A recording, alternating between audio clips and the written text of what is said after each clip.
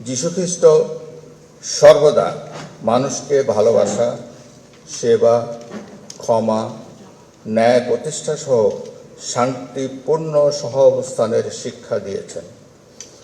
জাগতিক সুখের পরিবর্তে তিনি ত্যাগ, সংযম ও দানের মাধ্যমে পারমার্থিক সুখ অর্জনের জন্য ভক্তদেরকে পরামর্শ দিতেন। মন্দের বিনিময়ে কারো মন্দ না করে সকল মানুষের দৃষ্টিতে যা উত্তম ভেবে চিনতে তাই করার জন্য ভক্তদের পরামর্শ দিতেন।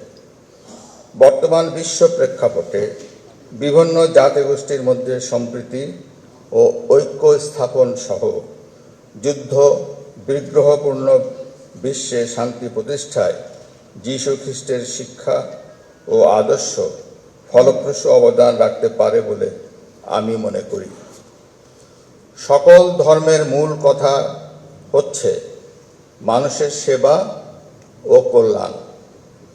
তাই ধর্ম বর্ণ নির্বিশেষে সকলকে দেশ ও জনগণের কল্যাণে কাজ করতে হবে। বাংলাদেশ সাম্প্রদায়িক সম্প্রীতির দেশ এবং একটা বিশ্বে একটি অনন্য উদাহরণ। এদেশের সকল ধর্মের মানুষ নিজ নিজ ধর্ম ও আচার অনুষ্ঠানাদি স্বাধীনভাবে ও আনন্দ ঘন পরিবেশে আবহমান কাল থেকেই পালন করে আসছে।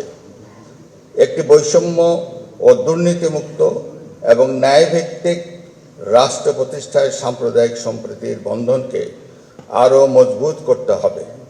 জাতি ধর্ম নির্বিশেষে সকলের প্রচেষ্টায় গড়ে উঠুক একটি আধুনিক ও উন্নত বাংলাদেশ। বিশ্ব এগিয়ে যাক শান্তি, কল্যাণ ও আলোর পথে। এবারের বড়দিনে এই হোক আমাদের প্রত্যাশা। শুভ বড়দিন।